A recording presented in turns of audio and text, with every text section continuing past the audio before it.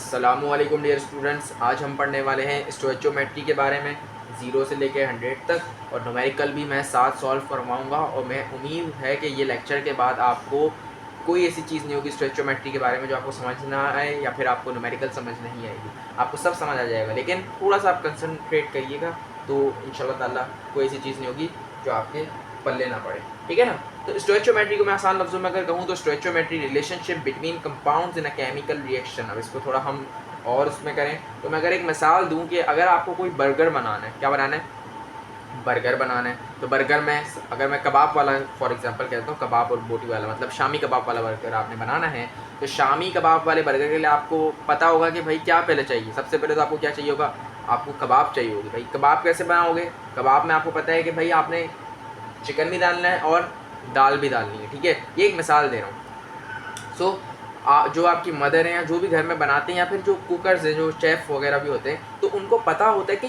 किस मिकदार में चिकन डालना है और किस मिकदार में दाल डालनी है। सही है ना। जैसे उनको पता होता है, ये थोड़ी ना कि 80% 90% चिकन डाल दिया और 10% दाल डाल दी। नहीं नहीं, ऐसे कबाब नहीं बनती। फिर वो चिकन कबाब होगी, शामी कबाब नहीं होगी। ठीक है ना। तो उनको पता होता है कि कितनी मिकदार में चिकन डालना है, कितनी मिकदार में दाल डालनी है। दाल अमूमन ज़्यादा डलती है, मतलब 60% 70% क्या डलती है, दाल डलती है, और 30% या 40% चिकन डलता है। तो ये क्या हुआ, परसेंट एक अंदाज़ा है जिससे उनको पता चला कि हमारी कबाब बिल्कुल परफेक्ट बनेगी।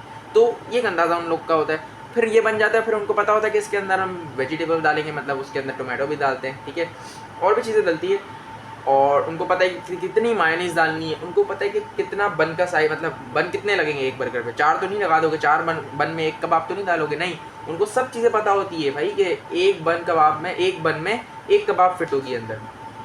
समझ रहे हो मैं क्या कहना चाह रहा हूँ। मतलब जो ये रिलेशनशिप है ना कि भाई कितनी चीज़ें, अब जैसे मैं केमिस्ट्री की ज़ुबान में अगर मैं कहूँ तो मैंने यहाँ पे एक एग्जांपल बनाई है। ठीक है, अब देखो मॉलिक्यूलर मास आपको पता है कि आप खुद निकालते हो। आपको पता है कैल्शियम का कितना होता है, कार्बन का कितना होता है, ऑक्सीजन का कितना होता है, CO2 का आपको पता है, ऑक्सीजन का कितना होता है। अगर मैं आपको वापस से रिपीट करवाऊँ तो ऑक्सीजन का होता है 16 मल्टीप्लाई बाई 2, या तो O2 है तो 16 मल्टीप्लाई बाई 2 32 हो जाता है। कितना हो जाता है, 32। और कार्बन का कितना होता है, 12 होता है, तो 12 प्लस 32 44। तो ये आप खुद निकालते हो। आपको अलग अलग एलिमेंट के तो मास दिए हुए होंगे आपको। जैसे आपके पास O को दिया हुआ होगा, आपका क्वेश्चन पेपर के ना शुरू में ही सारे एलिमेंट जो भी यूज़ हो रहे होंगे ना न्यूमेरिकल में, तो आपको मास दिए हुए होंगे। तो O का आपको दिया हुआ होगा 16, कार्बन का दिया होगा 12, हाइड्रोजन का दिया होगा 1। तो यहाँ पे आपको कैलकुलेट खुद करना पड़ेगा मॉलिक्यूलर मास। अब ये बात आपको अभी थोड़ी आगे जाके समझ आएगी। ये मैं सिर्फ मिसाल समझा रहा हूँ कि CO2 का मॉलिक्यूलर मास कितना है, 44 ग्राम है। CaCO3 का मॉलिक्यूलर मास कितना है, 100 ग्राम है। तो ये तो आपको डिफाइन करते हो। लेकिन जो मास है ना, मास आपको क्या होगा, क्वेश्चन में गिवन होगा। क्या होगा, क्वेश्चन में गिवन होगा। तो ये क्वेश्चन में ये कह रहे हैं, अब आप क्वेश्चन इस तरीके से आएगा कि आपको प्रोडक्ट का मास बताना होगा कि कितना प्रोडक्ट का मास निकला। अब आप बोलोगे कि यहाँ तो 100 ग्राम था और यहाँ पे ये प्रोडक्ट का मास CO2 का कितना निकला, 44 ग्राम निकला। ऐसा ही है भाई। तो इसका मतलब क्या हुआ कि 100 ग्राम आपके पास जब CaCO3 था, मतलब लाइमस्टोन आपके पास 100 ग्राम जब था, तो कार्बन डाइऑक्साइड आपको कितना मिला, 44 ग्राम मिला। तो अब क्वेश्चन में पूछ रहे हैं कि मास जब लाइमस्टोन का 50 ग्राम होगा तो तब कितना प्रोडक्ट मिलेगा आपको, कार्बन डाइऑक्साइड। मतलब कार्बन डाइऑक्साइड का तब मास कितना होगा जब लाइमस्टोन का मास कितना होगा, 50 ग्राम होगा। समझ रहे हो। तो ये चीज़ आपको मालूम करनी होती है बस। और ये बहुत ईजी है। पे हम न्यूमेरिकल की तरफ बढ़ेंगे तो हमारे पास 3 टाइप के होते हैं न्यूमेरिकल स्टोइचोमेट्री में। एक होता है मास मास रिलेशनशिप, मतलब आपको मास आपको क्वेश्चन में दिया हुआ होगा और मालूम भी क्या करना होगा, मास मालूम करना होगा। एक आपका आता है तरीके का कि मास आपके पास गिवन होगा और आपने क्या मालूम करना होगा, वॉल्यूम मालूम करना होगा। और एक इस तरीके का आता है न्यूमेरिकल कि वॉल्यूम गिवन होगा और मालूम भी क्या करना होगा, वॉल्यूम मालूम करना होगा। सबसे आसान यही वाला होता है, लेकिन ज़्यादा इंपॉर्टेंट ऊपर वाले हैं दो। ठीक है, ये इंपॉर्टेंट कम होता है, लेकिन आ भी सकता है, नसीब की बात है वो। तो हम सीधा न्यूमेरिकल की तरफ बढ़ेंगे। मेरा आपको अगर नहीं पता तो मैं आपको बताता हूँ कि मैं चाहता हूँ कि बच्चे जल्दी और ज़्यादा अच्छा समझे कॉन्सेप्ट। ये उन बच्चों के लिए वीडियो है जो अच्छे से समझना चाहते हैं और टाइम बचाना चाहते हैं अपने। तो ये मैं लिख के रखता हूँ ताकि लिखने में मेरे यहाँ पे टाइम ज़ाया नहीं हो। जिसको पूरा ऐसे देखना है कि भाई कैसे क्या हो रहा है, तो आप हमारे कोचिंग में ज्वाइन हो सकते हो। मैं कई सारे कोचिंग में पढ़ाता हूँ। अगर आपको कोई मेरे से क्वेश्चन वगैरह हो, किसी को ज्वाइन करवाना हो, तो आप मेरे नंबर पर मैसेज कर सकते हैं। और मेरे ग्रुप्स और चैनल भी आप उसमें ज्वाइन हो जाए तो इंशाल्लाह आपको उससे बेनिफिट होगा। सो हमारे पास ये लिखा हुआ है, एग्जाम्पल 1.7 न्यू बुक की है, पेज नंबर 7 पे। Calculate mass of carbon dioxide. Carbon dioxide का मास बताओ that can be obtain bye complete thermal decomposition of 50 gram limestone. अब देखो ये वही वाली मिसाल है। देखो CaCO3 था, लाइमस्टोन, कार्बन डाइऑक्साइड आपने मालूम करना है। अब इसका क्या करें भाई, इसका पूछा ही नहीं है तो छोड़ दो। ठीक है ना। एक बंदा है, बोलते यार आपने 1 कबाब में कितनी कबाब डाली है, ये कितनी कबाब डालते हो?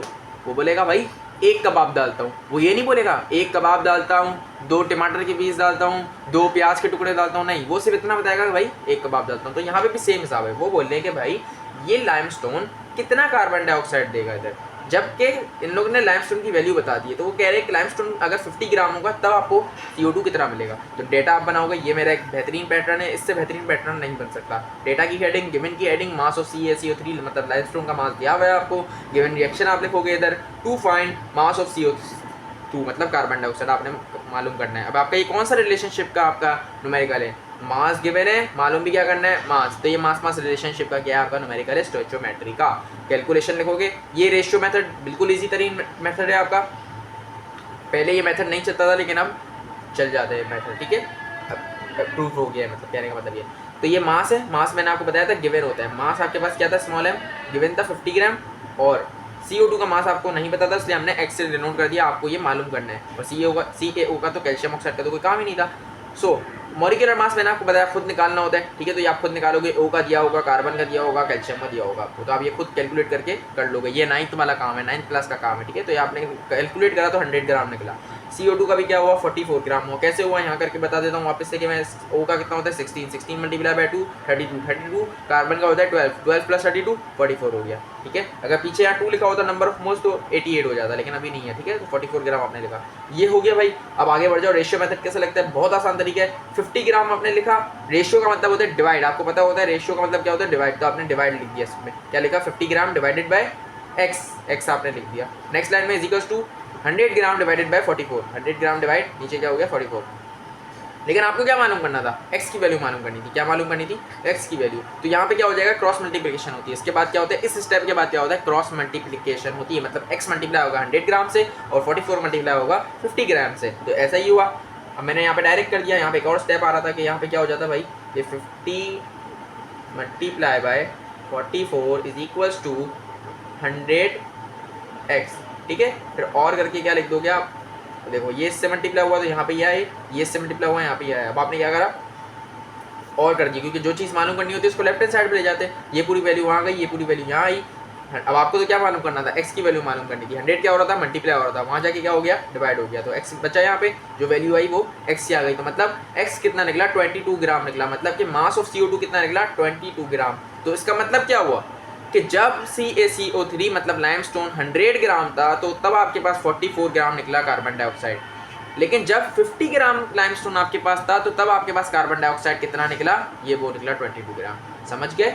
अब आप यहाँ से भी अंदाज़ा लगा सकते थे, क्योंकि ये क्या हो गया, हाफ हो रही है वैल्यू, ठीक है। 100 पे आपको 44 मिल रहा था, तो 50 पे कितना मिलेगा, 22 मिलेगा। ये तो आपने ऐसे भी प्रूफ कर लिया, लेकिन इनको करके दिखाना होता है, ठीक है। तो ये बात थी, आप रिजल्ट बना लोगे तो बहुत बेहतरीन न्यूमेरिकल हो जाएगा, आपकी कॉपी को चूमने लग जाएगा checker. The mass of CO2 मतलब carbon dioxide by complete thermal decomposition of limestone is 22 gram. या आप बोलोगे लाइन कहाँ से लिखी, भाई क्वेश्चन में लिखी हुई, ठीक है। ये आप करोगे तो बहुत अच्छे से आपका न्यूमेरिकल सॉल्व हो जाएगा बेटा। उम्मीद है आपको समझ आ रही होगी। हम इसके नेक्स्ट न्यूमेरिकल की तरफ बढ़ जाते हैं। अब देखो ये मास वॉल्यूम वाला है, क्या है, मास वॉल्यूम वाला आ गया, रिलेशनशिप वाला। यहाँ पे आपको दिया हुआ था 49 gram of solid potassium chloride और heating decomposes completely to potassium chloride with liberation of oxygen gas. Determine the volume of oxygen liberated at STP। STP का मतलब होता है स्टैंडर्ड टेम्परेचर प्रेशर, ठीक है बेटा।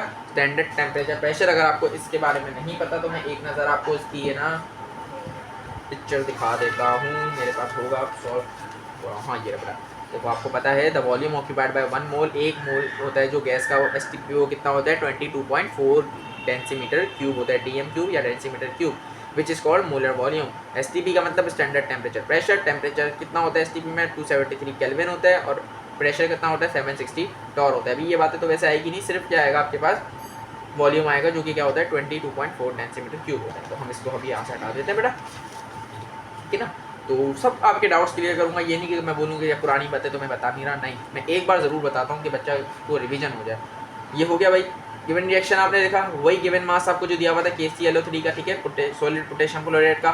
फाइंड आपने क्या करना था, वॉल्यूम ऑफ O2 मालूम करना था। Determine the volume of oxygen मतलब O2 गैस आपने मालूम करना है। फर्स्टली आपको क्या मालूम करना पड़ेगा, ऑक्सीजन का मास मालूम करना पड़ेगा। देन आप क्या कर सकते हो, क्या मालूम कर सकते हो भाई, आप मालूम कर सकते हो ना वॉल्यूम। कैसे करोगे, अब आपको मैं बताता हूँ क्यों मास मालूम करना होगा।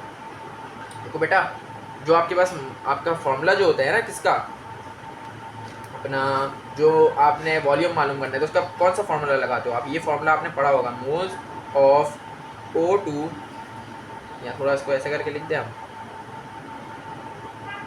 Number of moles of O2, सही है ना, इसका मतलब क्या है, number of moles of O2, तो इसके बराबर होता है volume of O2 over molar volume.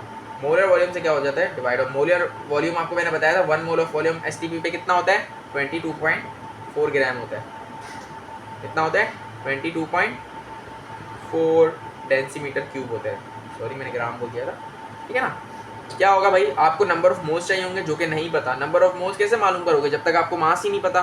Number of moles का क्या फॉर्मूला होता है, small n is equal to small m over capital M, तो ये तो आपके पास मौजूद है, लेकिन ये भी मौजूद होगा आपके पास, लेकिन ये चीज़ मौजूद नहीं है। अब आपके पास ये अभी यहाँ पे नहीं है ना, कहाँ मौजूद है, मास तो आपको पता ही नहीं है, O2 का मास तो पता ही नहीं, तो पहले आप O2 का मास निकालोगे, फिर आप नंबर ऑफ मोल्स निकालोगे, ये नंबर ऑफ मोल्स निकल जाएंगे आपके, फिर क्या निकल जाएगा आपके पास, इजीली वॉल्यूम आपके पास निकल जाएगा। तो अभी आपको समझ नहीं आ रही कि हम सॉल्व करते हैं, आपको दिखाता हूँ तो मैं कैसे हो रहा है, तो हम आगे बढ़ जाते हैं। देखो मास आपने निकालना था O2 का, आपने किसको मेथड करा, आपने एक ही आपके पास रिएक्टेंट था और आपके पास यहाँ पे प्रोडक्ट था, आपने क्या करा, सिंपली मास आपके पास 49 ग्राम इन लोगों ने दिया हुआ था KClO3 का, और आपके पास ऑक्सीजन का कितना दिया हुआ था, मास नहीं दिया हुआ था, तो आपने x लिख दिया, और मोलिकुलर मास आपने खुद निकाला 245 ग्राम होता है KClO3 का, और O2 का कितना होता है 96, ये आप खुद कैलकुलेट करोगे, मैंने बताया था आपको, ठीक है ना, तो ये हमें घबराना नहीं है। रेशियो मेथड वही लगेगा आपका 49 divided by x, 49 divided by x, अब यहाँ पे मैंने आगे पीछे कर दिया, लेकिन आप वही मेथड चलता रहेगा, ठीक है, वही बात है यहाँ पे, ठीक है, 49 डिवाइडेड बाय x, और यहाँ क्या होगा 245 डिवाइडेड बाय 96, क्रॉस मल्टीप्लिकेशन आपके पास एट दी एंड क्या निकलेगा, मास 19.2 ग्राम निकला, मास ऑफ O2। अब आप नंबर ऑफ मोल्स निकाल सकते हो O2 के, कैसे, number of moles is equal to mass, आपको पता चल गया O2 का, ये रहा भाई, हमने इसीलिए निकाला था, 19.2 लिखा, डिवाइडेड बाय O2 का मोलिकुलर मास क्या होता है भाई, 16 मल्टीप्लाई बाय 2, 16 मल्टीप्लाई बाय 2 कितना हुआ 32 लिखा, डिवाइड करा आपने, क्या आंसर 0.6 मोल इसका यूनिट आ गया। ठीक है बेटा, उम्मीद है समझ आ रही होगी आपको।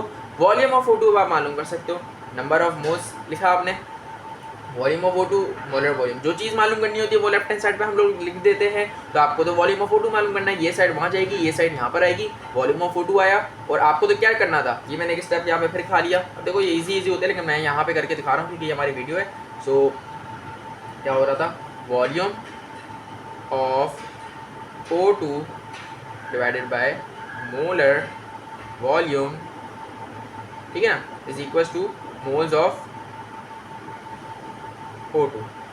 अब आपको तो ये मालूम करना था ना, तो ये क्या डिवाइड हो रहा था, वहाँ जाके मल्टीप्लाई हो जाएगा, वहाँ जाके मल्टीप्लाई होगा, तो ये मैंने स्टेप खा लिया, तो यहाँ क्या हो जाएगा, volume of O2 is equals to number of moles multiply by molar volume, ठीक है ना बेटा। तो अब आगे बढ़ जाते हैं हम लोग, ये देखो यही स्टेप आ गया, volume of O2 is equals two moles of O2 multiply by molar volume, value put करी, नंबर ऑफ मोल्स आपने 0.6 मोल निकाले, और मोलर वॉल्यूम आपको पता है कांस्टेंट होता है 22.4 डेंसीमीटर क्यूब, मल्टीप्लाई करा दोनों को तो आपके पास आंसर आ गया 13.44, और वॉल्यूम का यूनिट क्या होता है, डेंसीमीटर क्यूब या DM क्यूब, आप इसको पढ़ सकते हो, ठीक है। तो रिजल्ट क्या बना था, the volume of O2 gas liberated at standard temperature pressure is 13.44, तो यही बेटा आपका आंसर है। 49 ग्राम KClO3 था तब आपका, नहीं 245 ग्राम KClO3 था आपके पास, तो जब आपके पास O2 का कितना निकला 96 निकला, और यहाँ पे जब आपके पास वो निकला 49 ग्राम आपके पास जब था क्या KClO3, तो तब कितना निकला आपके पास, मास कितना निकला 19.2 ग्राम, और वॉल्यूम आपके पास कितना निकला 13.44 डेंसीमीटर क्यूब। सो उम्मीद है आपको ये भी समझ आ गया होगा। अब यहाँ पे आ जाओ, ये आपका कौन से रिलेशनशिप का है बेटा, ये आपका है वॉल्यूम रिलेशनशिप का, स्टोइशियोमेट्री का न्यूमेरिकल। तो यहाँ पे भी आपको एक रिएक्शन दिया हुआ है, आपने रिएक्शन कॉपी करा, वॉल्यूम ऑफ ब्यूटेन गैस आपको दी हुई है 50 decimetre cube, burning of 50 decimetre cube of butane gas, तो आपने लिख दिया 50 डेंसीमीटर क्यूब ब्यूटेन गैस दी हुई आपको, ठीक है। डेंसीमीटर क्यूब से आपको अंदाजा हो गया कि वॉल्यूम दिया हुआ है, ठीक ना। वॉल्यूम ऑफ CO2 मालूम करना है STP पे, कर लेते हैं भाई।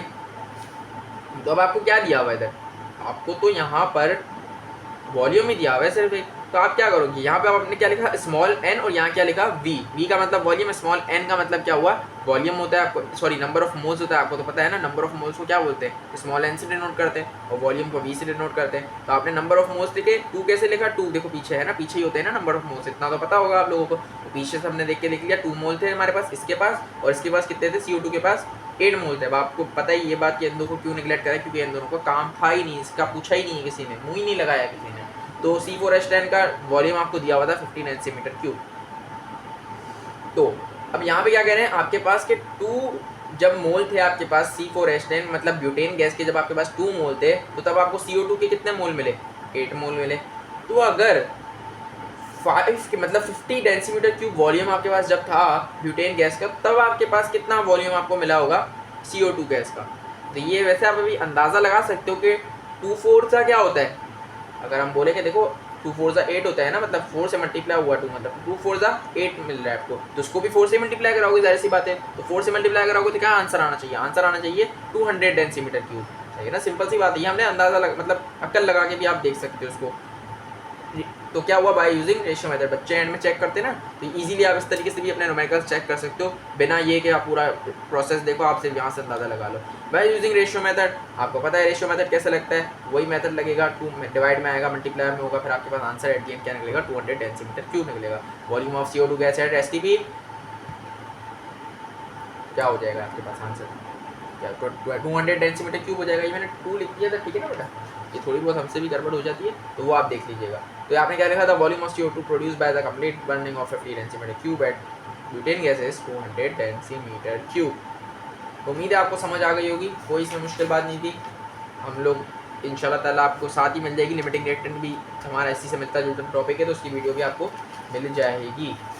और हमारे पास का कोई और न्यूमेरिकल तो नहीं रहेगी अभी हमारे पास, अगर है तो मैं करवा देता हूँ वो भी, नहीं और कोई अभी हमारे पास नहीं है, यहाँ पे है हमारे पास नहीं, लिमिटिंग रिएक्टेंट है हमारे पास। आज की क्या हो गया बेटा, न्यूमेरिकल्स कंप्लीट हो गया है इसके स्टोइचोमेट्री के। इससे मुंसलिक जितने भी न्यूमेरिकल्स होंगे स्टोइचोमेट्री के आप इजीली कर सकते हो। अगर नहीं आ रहे हो तो आप मेरे व्हाट्सएप पे मैसेज कर सकते हो, व्हाट्सएप का नंबर आपको डिस्क्रिप्शन में मिल जाएगा। मेरे व्हाट्सएप के ग्रुप होते हैं, आप वहाँ पे ज्वाइन करें, आपको नोट्स इंपॉर्टेंट पेपर सब कुछ मिल जाएगा। बाकी अगर कोई गलती हो या फिर आपसे कोई आपका कोई सवाल हो तो आप मेरे से कमेंट सेक्शन में भी पूछ सकते हो। बाकी मिलते हैं नेक्स्ट वीडियो में, दुआओं में याद रखिएगा, तब तक के लिए अल्लाह हाफिज़।